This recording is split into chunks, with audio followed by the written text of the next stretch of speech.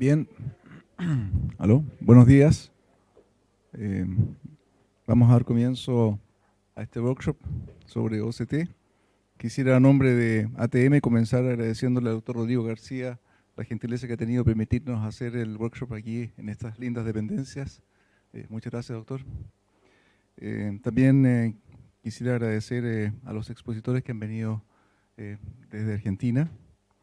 Y básicamente quiero hacer un breve resumen para presentarlos a cada uno. Nos acompaña la doctora Ana Cristina Sansó, de Buenos Aires, Argentina, especialista en glaucoma, máster en oftalmología con estudios en Argentina y en Estados Unidos, y quien además es docente universitaria. También quiero dar la bienvenida al doctor Alejandro Lavaqué, de Tucumán, Argentina, especialista en retina, máster en clínica y cirugía vitreoretiniana con estudios en Argentina, Estados Unidos, España y Colombia, además de desempeñarse como revisor de publicaciones científicas internacionales. Bienvenido. Y también presento finalmente a quien será el primer expositor esta mañana, el doctor Esteban Fuentes, oftalmólogo de la Universidad de Chile, especialista en polo anterior, con estudios en prestigiosos centros clínicos universitarios en Marsella, París, Rouen, Sorbonne, todos en Francia, donde desarrolló la mayor parte de su experiencia en OCT. Y por último, no menos importante, agradecerles a ustedes la asistencia el día de hoy. Espero que este workshop cumpla con las expectativas que ustedes tienen. Gracias.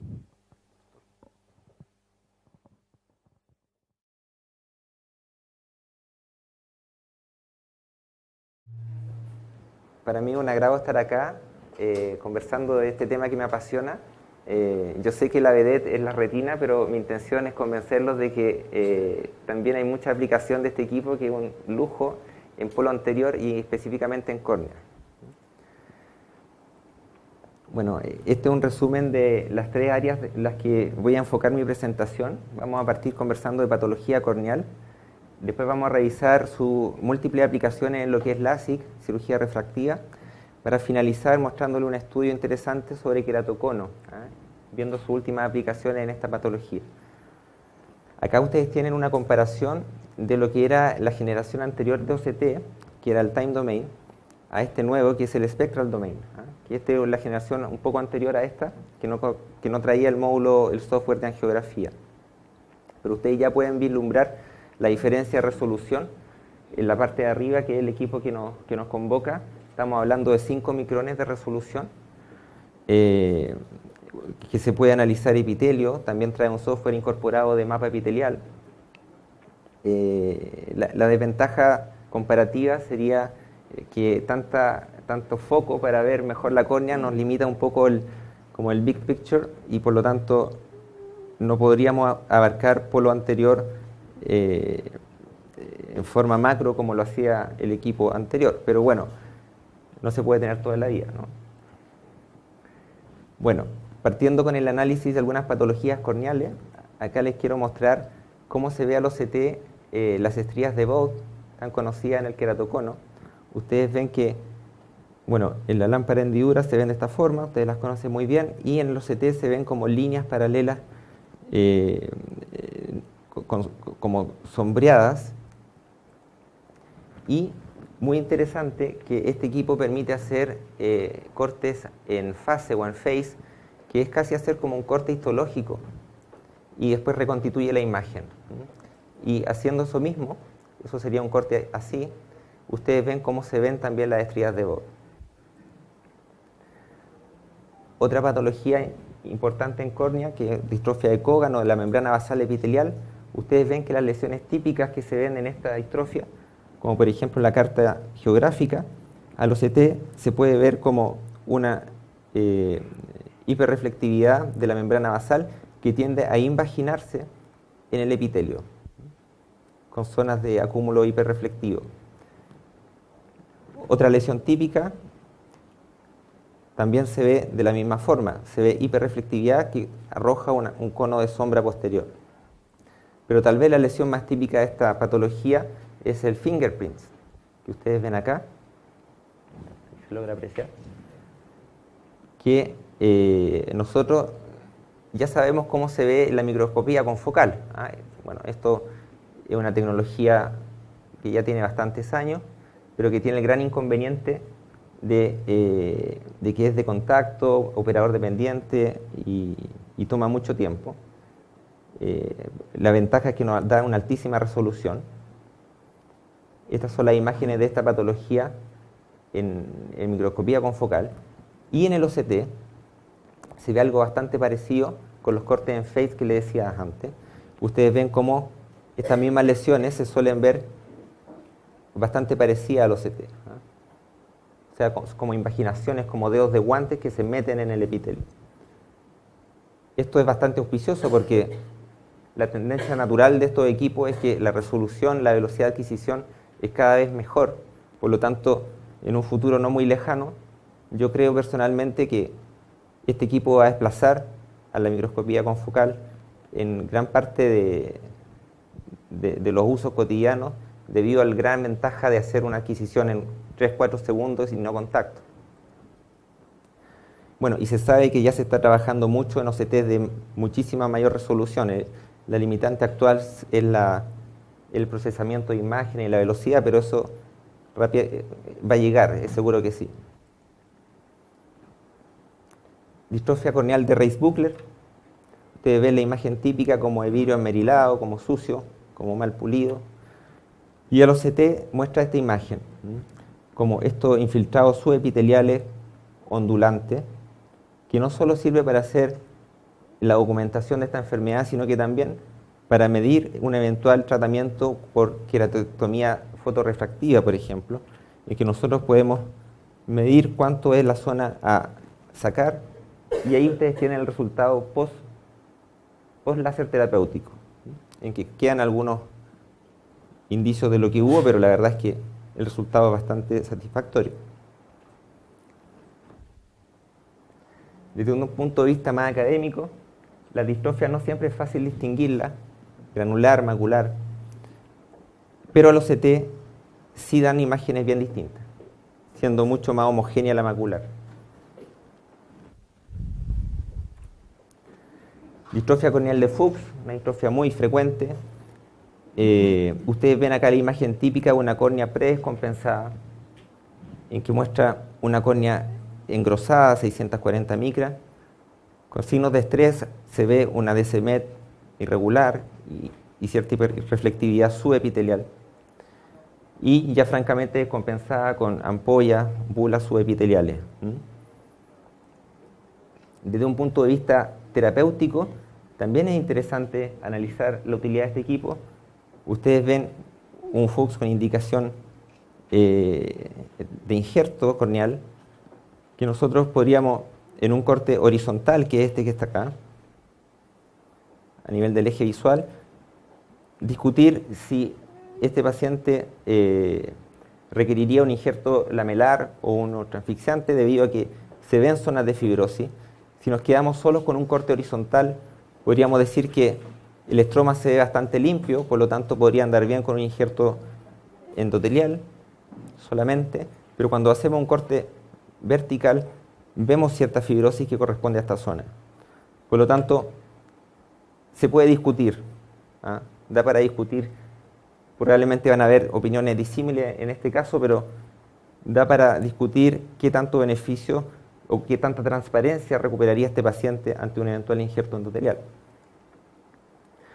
Para el análisis post-tratamiento de injerto, muy útil. Acá ustedes ven un injerto lamelar profundo en que se puede analizar la zona donor-receptor con una congruencia bastante buena. Un DISEC para medir cuánto es el grosor de la zona injertada. Acá ustedes ven 80 micras, lo cual es bastante bueno. Y un DIMEC en que podemos analizar esta zona. Nosotros sabemos que el DIMEC tiene a enrolarse hacia adentro, y eso nos habla de que la DCMET fue puesta en la forma adecuada. Este es como debiera verse un DIMEC después de la cirugía. Si estuviera al revés, sabríamos que lo pusimos mal. El mismo corte en phase o en fase, se ve las empalizadas de Vogt con una imagen bastante bonita. Y bueno, pasando al segundo bloque, hablando un poco de LASIK. las invasiones epiteliales post-LASIK dan imágenes hiperreflectivas con una zona de hiperreflectividad bastante importante. Ustedes ven ahí la zona del corte, muy útil para evaluar retratamientos de LASIK o retoque, en el cual se puede analizar, acá no se ve muy bien, pero se puede medir con forma bastante fidedigna el corte, a pesar de que hayan pasado bastantes años, y por lo tanto analizar cuánto nos queda de muro posterior. En este caso no nos queda mucho, pero es muy interesante ver esa aplicación. Y acá, bueno, les quiero presentar una introducción a lo que es el epitelio corneal y hablar un poco de la remodelación corneal que se produce. Y traje este caso a colación, que se trata de un cuerpo extraño, un paciente que se le limpió muy bien la zona impactada, el tatuaje que quedó también. Y ustedes ven como varios meses después, casi la curvatura corneal no se ha visto alterada. Y está esta impresionante capacidad de remodelación del epitelio que tapa estos defectos. Casi estamos hablando de la mitad de la córnea.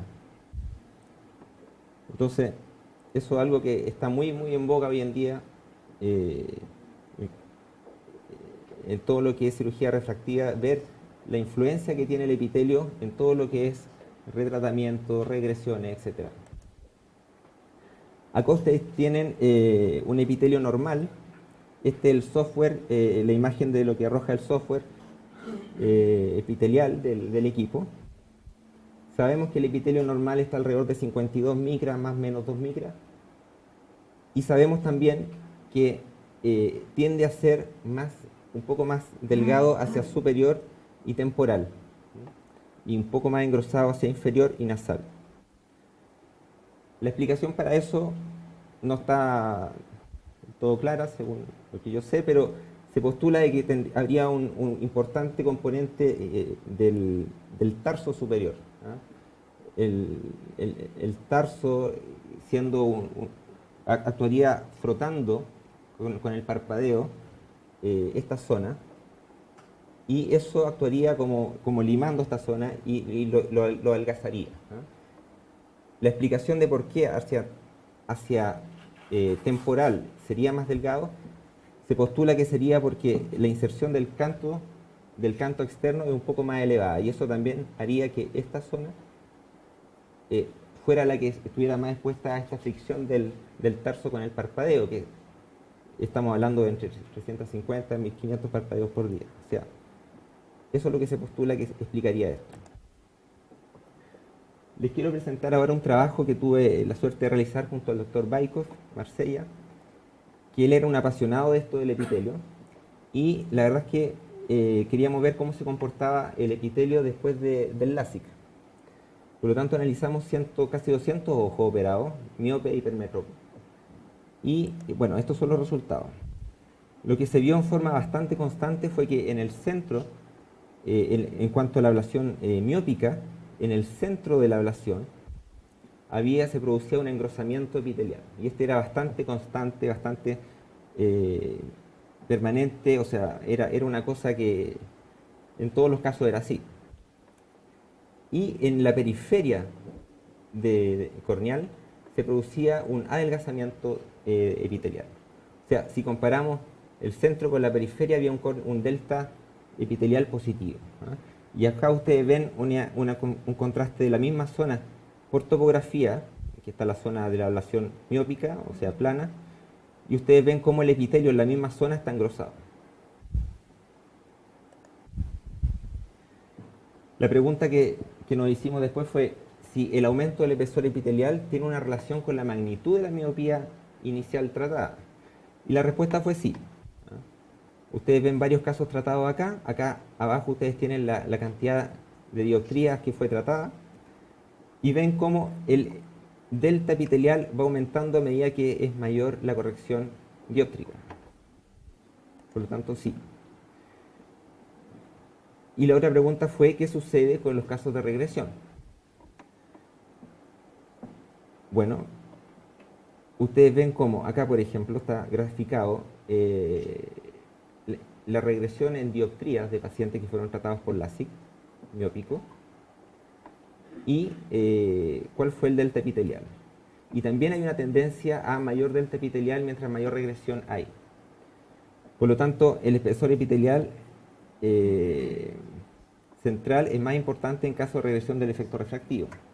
Ahora, yo acá no estoy diciendo que la regresión por LASIK se deba al epitelio exclusivamente, pero sí lo que quiero transmitir es que no podemos pasar al lado de esto y que sí habría, sabiendo que el índice de refracción del epitelio en comparación al índice refractivo del estroma es muy parecido, sí hay un efecto refractivo, ¿ya? Que explicaría en parte la regresión. ¿Qué pasa en los hipermétropes? Acá ustedes tienen la ablación, o sea, el corte del láser y cómo se comporta el epitelio después, o sea, 3 meses después de un láser hipermetrópico. Ustedes ven cómo sucede exactamente lo mismo, pero al contrario. O sea, se adelgaza en la parte central y en la zona donde se produjo la ablación se engruesa. ¿Ya? O sea, se produce un delta epitelial positivo desde el centro hacia la periferia. Y en el mapa epitelial se ve lo mismo al revés, ¿no? Un poco la imagen que se ve, que vamos a ver más adelante en el queratocono. Pero lo que sí fue llamativo fue que la magnitud del aumento epitelial fue mucho más significativo que en el caso de los miopes. ¿Ya? O sea, de alguna manera esta ablación, este patrón de ablación hipermetrópico genera más respuesta epitelial, como más cicatrización epitelial, para tapar el defecto que se generó. Y eso tal vez podría explicar la regresión más aumentada que se produce cuando uno trata, que está bastante descrito en hipermetrópico, cuando uno hace una ablación hipermetrópica del orden de 4 o 5 dioptrías, que se produce una regresión importante. Entonces, como concepto, me gustaría transmitirles que el epitelio se engruesa en zonas donde la curvatura corneal se aplana. Porque son zonas que se removió tejido, ¿ya? Sería el caso de un LASIK miópico. Que el epitelio se adelgaza en zonas relativamente elevadas o de alta curvatura corneal, ¿no? Eso lo vamos a ver también en la zona, al final, en la cápite de queratocono. Que mientras más irregular es la topografía, mayor remodelamiento epitelial. Y que la magnitud del remodelamiento epitelial depende de lo pronunciado que sea la irregularidad. Y tal vez para mí este es como el concepto más importante para entender todo esto del remodelamiento epitelial. Y aquí voy con este último punto, es que el epitelio corneal actúa alisando casi completamente las irregularidades localizadas, ¿no? El caso extremo sería el caso que les presenté al principio del cuerpo extraño, en que es tan localizada la irregularidad que el epitelio casi lo cubre completamente, casi en un 100%. Un caso intermedio sería la ablación hipermetrópica, en que si bien es localizada, no es este caso que vimos antes. Y lo que se produce en el LASIK miópico sería una zona ya de una alteración corneal, pero más extensa. Por lo tanto, el epitelio no produce esta cicatrización tan importante como vimos antes, ¿ya? O sea, es más atenuado, ¿no? Tiene que ver con que también con la forma de la córnea, ¿no? Como que el epitelio siempre tiende como a regularizar, a que todo sea más atenuado, y eso tiene mucho que ver también con esto que estamos hablando. Bueno, y por último quisiera presentarles queratocono, cómo este equipo ha también revolucionado esta enfermedad. Esta es una clasificación que realizó un grupo que tuve la suerte de trabajar con ellos también, en que hizo una clasificación de queratocono al OCT, morfológica, ¿ya? Y describió 5 etapas progresivas a medida que la enfermedad avanza. En la etapa 1 es un queratocono inicial y se describe un adelgazamiento epitelial a nivel del cono. La etapa 2 ya se ve, en vez de en la zona de adelgazamiento, un engrosamiento epitelial. En la etapa 3, el engrosamiento epitelial es más acentuado y se ve una clara hiperreflectividad subepitelial, ¿no? Una actividad importante en la enfermedad de ese nivel. Etapa 4, el epitelio casi una cicatriz panestromal, ¿no? casi de forma muy importante la córnea. La etapa 5 ya es un hidrops agudo y la etapa 5B es la fase secuelar del hidrops. Ustedes ven ahí la zona en que se produjo la ruptura. Este caso nos llegó a la urgencia en el hospital donde yo trabajaba.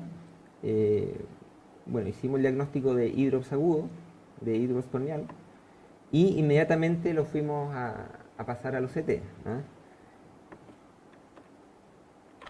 Nos dio esta imagen que ya les describí previamente, en que se ve una córnea súper engrosada, con quistes intraestromales, o sea, todo lo del hidrops agudo. Y sabemos que si lo seguimos 3 meses, nos va a dar esta imagen, que fue la que nos dio, ¿no? Se ve la zona de la ruptura, ¿no? Pero la gran pregunta que nos hicimos fue, chuta, ¿y qué pasaba antes de esto? O sea, ¿cuál era la imagen morfológica antes del hidrops? Pensando que desde un punto de vista más preventivo, ¿no? Porque sabemos que este caso, las opciones terapéuticas, si es que el paciente quedó con mala visión, sería idealmente uno tiene que intentar un injerto lamelar, ¿no? Pero es extremadamente difícil con una zona ruptura ahí, ¿no? O sea, Big Bubble imposible, tiene que hacer una disección manual y rogar que no se rompa. Entonces es muy complicado mantenerle la DSMeta a un paciente así. Sin embargo, si la pregunta de nosotros fue que si logramos identificar una morfología de riesgo de hidrops, tal vez podemos hacer un enfoque más preventivo y abordar al paciente antes de que se produzca la complicación. Entonces, diseñamos un estudio tratando de responder esa pregunta. Ese estudio terminó con una publicación con los resultados del estudio, que está publicada en el número de agosto del Ophthalmology del 2015, y el estudio que les quiero mostrar a continuación, ¿sí? Entonces, lo que hicimos fue tomar 191 ojos de pacientes con queratocono bastante avanzado y que, según nosotros, estaban en riesgo de hidrops. Y a estos pacientes le hicimos un seguimiento bastante estricto cada 4 meses durante 2 años, haciéndole OCT. Y se analizaron las distintas características de corneales, ¿eh? Entre ellas espesor epitelial, espesor estromal, la capa de Bowman, opacidades estromales, estrías de Vogt y la etapa OCT que les describí previamente. Bueno, y acá están los resultados, ¿eh? Ustedes tienen acá las distintas etapas del OCT y acá las distintas características que les enumero. Se ve un poco complicado esto, pero lo importante es que dentro de los 191 ojos tuvimos 11 hidrops, lo cual constituye el 5.8%, y que todos ellos estaban en la etapa 3A. ¿Cuál es la etapa 3A? La etapa 3A está caracterizada por un engrosamiento epitelial muy importante, un adelgazamiento estromal, una hiperreflectividad subepitelial, y a veces se podían ver estrías de Vogt. Eso era la etapa 3A. Ustedes tienen acá 3 de los casos de los 11 del hidrops. Ustedes ven la etapa, la imagen al OCT previo al hidrops, el hidrops y la etapa secuelar. Estos son 4 casos más. De nuevo lo mismo. Se ve un sándwich de epitelio muy importante, el hidrops y la etapa secuelar. Ahora, ustedes acá pueden apreciar que el epitelio en la etapa secuelar ya no es tan importante, ¿eh? Se produce una disminución del epitelio y el estroma se tiende a engrosar nuevamente, ¿eh? No como estaba antes. Por ejemplo, miren acá. Acá casi no queda estroma. Sin embargo, acá, toda la reacción inflamatoria, cicatrización, se produjo un engrosamiento epitelial, o sea, estromal posterior. Acá ustedes tienen las características de los 11 pacientes que nos hicieron hidrops. Y me quiero detener en estas tres características. Ustedes tienen acá, en la parte superior, la medida pre-hidrops y abajo post-hidrops. Entonces tenemos el análisis del epitelio pre-hidrops, del estroma y de la queratometría, pre y post. Y ustedes ven cómo, lo que decíamos antes, el epitelio se tiende a adelgazar después del evento, el estroma sucede lo contrario, se engruesa, y este engrosamiento estromal y adelgazamiento epitelial se traduce en que la córnea se aplana. Se aplana, acá el promedio bajó de 67 a 58 dioptrías, el punto más curvo. Ahora, esto podríamos decir un crosslinking natural. El hidrops funcionó como para aplanar la córnea, pero lamentablemente este evento se acompaña muchas veces, la mayoría de las veces, por una opacidad que finalmente deja al paciente viendo muy mal. Y ya cerrando, quisimos comparar en este cuadro qué pasaba entre los pacientes que no hicieron hidrops, que es el grupo hidrops, y los pacientes que estaban en la misma etapa 3, pero que no nos hicieron hidrops, que eran 9.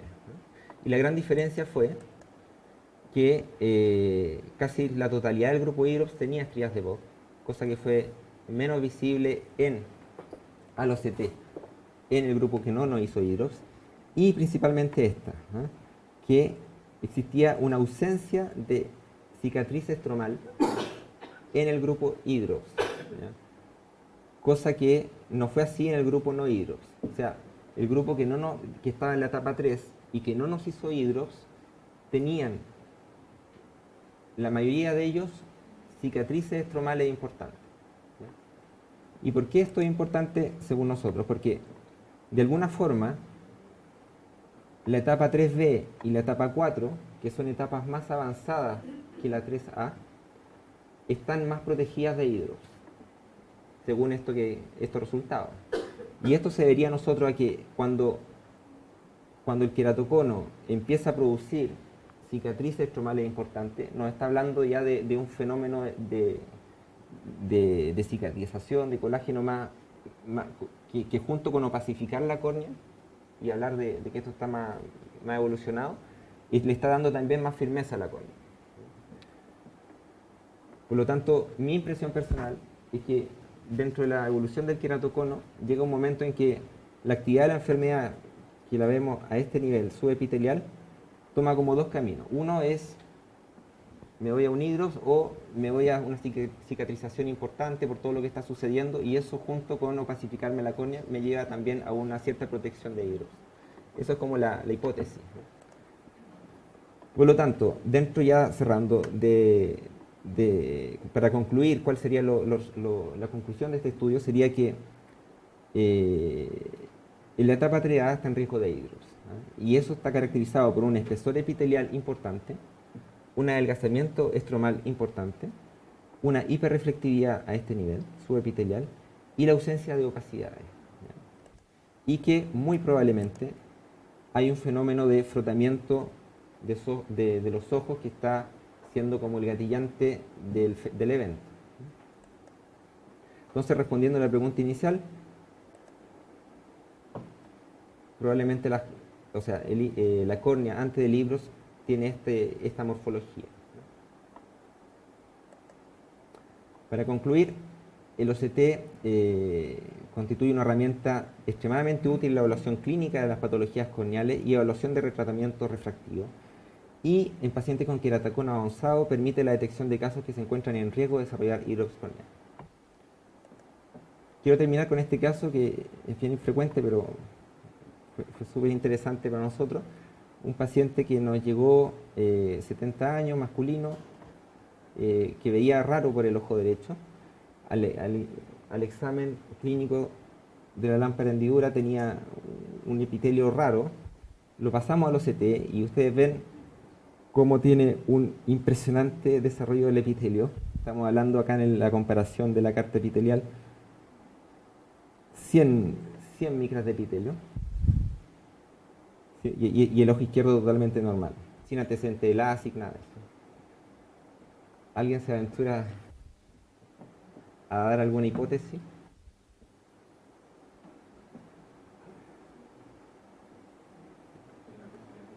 Bueno, este paciente le hicimos un raspado del epitelio, mandamos a estudio y finalmente se trataba de una metaplasia epitelial. Entonces, bueno, pues también para esos casos muy raros es útil, ¿no? Un caso como anécdota.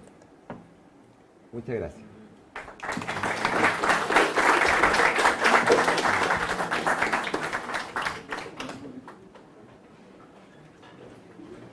Si alguien quisiera hacer alguna pregunta en este momento al doctor. Yo tengo dos preguntas para Esteban. Primero, felicitarte por la excelente presentación, la verdad que quedé asombrado, muy bueno. Esteban, la remodelación epitelial, en tu experiencia, ¿sería igual si el paciente fue operado con una técnica de la SIC o con PRK? O sea, es solamente importante el aplanamiento a nivel central, me refiero en pacientes miopes, o tiene que ver la técnica, digamos, porque pensando en que la PRK se afecta la Bowman, ¿crees que eso influye en algo en la reproliferación del epitelio? Es la primera pregunta. Y la segunda pregunta sería, si detectas pacientes, ya de la última parte de la charla, pacientes con riesgo de hidrops corneal, ¿indicarías crosslinking? ¿Hay forma de prevenir la aparición del hidrops? Respecto a la primera pregunta, la verdad es que no lo sé. No tengo algún dato objetivo para decirte que post-PRK se ha demostrado, por un estudio que haya hecho, en que se compare las dos técnicas y que se vea si la remodelación epitelial es más importante que la otra. No lo sé. Respecto a la segunda pregunta, cross-linking en hidrops es súper complejo. Porque, pero previo al hidrops, o sea... Sí, pero sería, por ejemplo, la etapa 3A. Si nosotros nos vamos a analizar el estroma de esos pacientes, la verdad es que estamos hablando de estroma bajo 300 micras, ¿no? Y ahí tú tienes más riesgo derivado de los protocolos convencionales de cross-linking. Me refiero a la que penetra cámara anterior, que haya una impregnación a ese nivel. Yo no lo haría.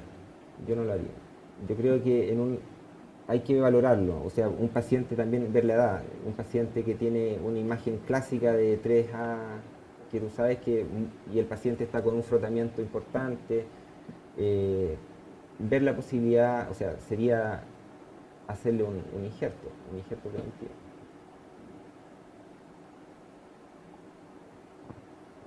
¿Alguna otra pregunta? No, felicitarte de nuevo, pero preguntarte con respecto a la progresión, se ocupaban el OCT allá para ver si había progresión en los pacientes de keratoconus, no solo el Pentacam. Perdón, ¿cuál fue la pregunta? Como en la progresión del keratoconus, porque sí, hay criterios de Pentacam que progresa el keratoconus. Si lo usaban, por ejemplo, cada 6 meses hacerle un OCT y ver si pasó de etapa 2 a etapa 3 o algo así.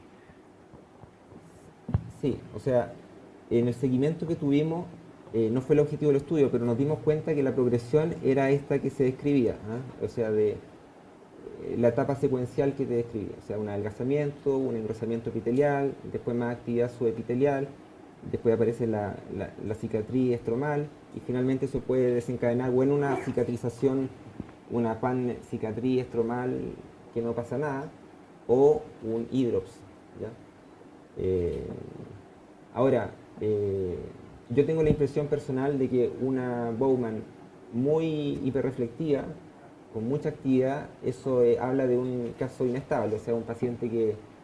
Esa es mi impresión personal, no está probado, ¿no? Tal vez un bonito tema de estudio. Así. ¿Alguien más?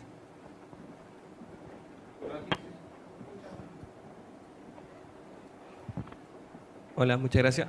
Bueno, aparte de destacar que nos dimos cuenta que todos los pacientes que hicieron hidrops eran todos hombres, no sé si se dieron cuenta, éramos todos hombres. Sí. En cuanto al tiempo, ¿se pudo estipular tiempo de riego en que se generara el hidrops?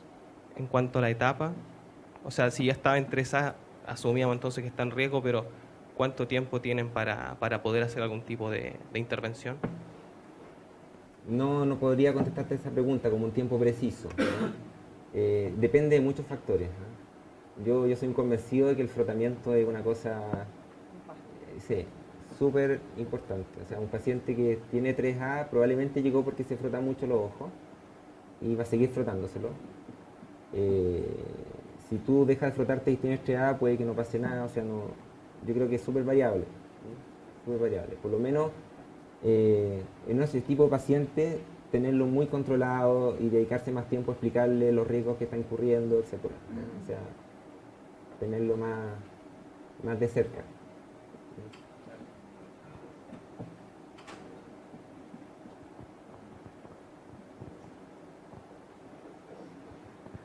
Esteban, te felicito.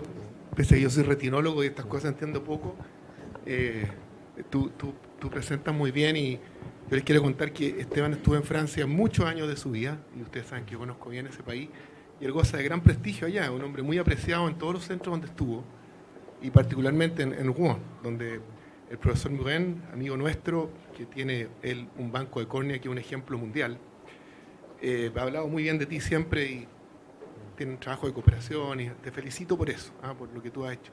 Te quería preguntar una cosa, tomando en cuenta eso, en los queratoconos aquí, bueno, lo que yo veo de mis colegas corneólogos, se intenta mucho tratamiento antes de pensar en un injerto corneal, como tú mencionaste, tomando en cuenta la facilidad que allá existe para el injerto córnea de cualquiera de sus modalidades. ¿Se injerta más el queratocono que acá? Sí, sin duda, sí. Pero el gran problema pasa por tener el acceso a las córneas. O sea, los grandes centros que injertan en Francia son porque han desarrollado un banco córnea que tienen al lado. Y es difícil aventurarse a injertar a muchos pacientes que lo requieran si tú no tienes ese respaldo al lado. Porque tú sabes que las córneas es complicado, o sea, te van a hacer complicaciones, se van a infectar los puntos, se desprenden las DSM, hay que tener acceso. Tú no puedes dejar a un paciente esperando 2 meses que llegue otra córnea a reemplazo, porque la córnea se te va a opacificar en el camino. O sea, yo creo que el gran trabajo que hay que hacer acá a ese nivel, a nivel de banco córnea. Pero sin duda se injerta muchísimo más. No tengo la cifra precisa, pero debe ser abismante. O sea,